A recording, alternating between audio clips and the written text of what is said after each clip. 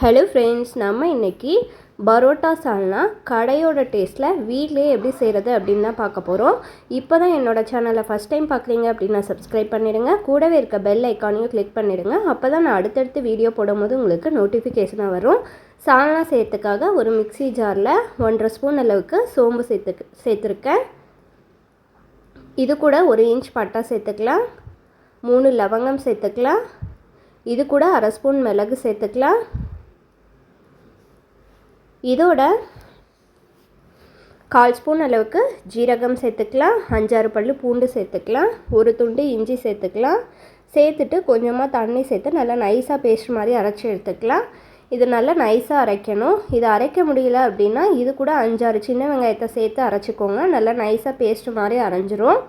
இந்த அளவுக்கு நான் அரைச்சி எடுத்துருக்கேன். இதை எடுத்து தனியாக வச்சுருங்க. அதே மிக்ஸி ஜாரில் 5-6 பல்லு தேங்காய் சேர்த்துக்கலாம். இது கூட இன்னும் ஒரு 1/4 ஸ்பூன் அளவுக்கு சோம்பு சேர்த்துக்கோங்க. சேர்த்துட்டு இதையும் நல்லா நைஸாக பேஸ்ட் மாதிரி அரைச்சிக்கலாம். அரைக்கும் போது கொஞ்சமாக தண்ணி சேர்த்து அரைச்சிக்கோங்க. இந்த அளவுக்கு அரைச்சி எடுத்துருக்கேன். இதையும் தனியாக வச்சிடலாம். இப்போ சால்னா ரெடி பண்ணுறதுக்காக ஒரு குக்கரில் 2 ஸ்பூன் அளவுக்கு எண்ணெய் சேர்த்துக்கோங்க. சால்னா குக்கரில் செய்யும்போது எண்ணெய் தனியாக பிரிஞ்சு வரும், அதனால் நான் குக்கரில் வச்சுருக்கேன். இது கூட 3 பச்சை மிளகாவை நீளமாக சீவிட்டு சேர்த்துக்கலாம்.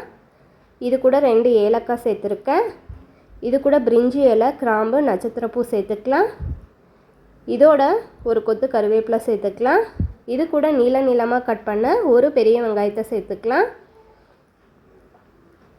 எங்கள் ஊர் சைடு சின்ன வெங்காயம் சேர்ப்பாங்க, நான் இன்றைக்கி பெரிய வெங்காயம் சேர்த்துருக்கேன். சேர்த்துட்டு இதை நல்லா எண்ணெயில் வதக்கி எடுத்துக்கலாம். வெங்காயம் நல்லா வதங்கிருச்சு. இது கூட ஒரு தக்காளியை 8 கட் பண்ணிவிட்டு சேர்த்துக்கோங்க. தக்காளி வதக்கும்போது கொஞ்சமாக உப்பு சேர்த்து வதக்கணுன்னா தக்காளி சீக்கிரம் வதங்கிடும். இப்போது தக்காளியையும் நல்லா வதக்கி எடுத்துக்கலாம். இப்போது இது கூட நம்ம அரைச்ச மசாலா பேஸ்ட்டை சேர்த்துக்கலாம். இதோட கொஞ்சமாக மஞ்சள் தூள் சேர்த்துக்கலாம். இதோட கொஞ்சமாக மிளகாத்தூள் சேர்த்துக்கலாம். இது கூட 1/2 ஸ்பூன் அளவுக்கு கரம் மசாலா தூள் சேர்த்துருக்கேன்.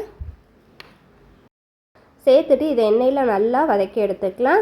கரம் மசாலா வேணும்னா கொஞ்சமாக டேஸ்ட்டுக்காக சேர்த்துக்கோங்க. இது கூட அரைச்ச தேங்காய் பேஸ்ட்டையும் சேர்த்துக்கலாம். சேர்த்துட்டு இதுக்கு தேவையான அளவு தண்ணி சேர்த்துக்கலாம். மசாலா முடிஞ்ச அளவுக்கு எண்ணெயில் நல்லா வதக்கி எடுத்துக்கோங்க. இப்போ இது கூட தேவையான அளவு உப்பு சேர்த்துக்கலாம். இதோட சின்னதாக கட் பண்ண கொத்தமல்லி, புதினா இலையை சேர்த்துக்கலாம். சேர்த்துட்டு மிக்ஸ் பண்ணிவிட்டு ஒரு கொதி விட்டுக்கோங்க. ஒரு கொதி வந்ததுக்கப்புறமா குக்கரை க்ளோஸ் பண்ணி ஒரு விசில் விட்டு எடுத்துக்கலாம். இப்போ நம்மளோட டேஸ்டியான சால்னா ரெடி ஆகிடுச்சு. இந்த மாதிரி பரோட்டாக்கு வீட்லேயே ஒரு டைம் செஞ்சு பாருங்கள், ரொம்ப டேஸ்ட்டாக இருக்கும். இந்த வீடியோ பிடிச்சிருந்தது அப்படின்னா லைக் பண்ணுங்கள். தேங்க்யூ.